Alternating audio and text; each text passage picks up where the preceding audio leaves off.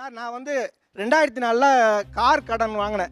எனக்கு கார் ஆசை, பசங்க காரில் போகணுன்னு. எனக்கு வாங்கவே முடியாது. அந்த கார் அந்த வாங்க முடியாது, அதுக்கு டியூ கட்ட முடியாது. இருந்தாலும் நான் ஒரு தடவை ஃபோன் பண்ணி என்ன விஷயம்னு கேட்டதுனால அவன் தொடர்ந்து வீட்டுக்கே வந்து உட்காந்து நீங்கள் 70,000 மட்டும் கொடுங்க, மீதி 1,50,000 லட்சம் லோன் போட்டுங்க, கார் நாளைக்கே வந்துடும், அனுபவிங்க வாழ்க்கைன்னா. 2,532 ரூபா மாதம் கட்டணும். 2,532 ரூபா பேங்க்கில் அக்கௌண்ட்டில் இருக்குது. மாதம் 30 தேதி அந்த ஒரு மாதம் ஃபுல்லாக எடுக்கவே இல்லை சார் அந்த பணத்தை. டெய்லி பார்ப்பேன், எடுத்துட்டானா எடுக்கல, எடுத்துட்டானா எடுக்கல. அந்த 31ஆம் தேதி சரி நாளைக்கு தான் சம்பளம் வந்துடும், அதை போட்டுருவான், இவன் இன்னைக்கு வரைக்கும் எடுக்கல அப்படின்னு சொல்லிட்டு அன்றைக்கி ஈவினிங் நான் 5 மணிக்கு எடுக்கிறேன் சார் அந்த பணத்தை எடுத்து நான் செலவு பண்ணிட்டேன். உடனே மறுநாள் அதே மாதிரி 1ஆம் தேதி கிரெடிட் ஆகிடுச்சு. அதுலேருந்து மாதம் பிடிச்சிட்டு வரான். அப்புறம் நடுவில் ஒரு மாதம் அவன் எடுக்கல.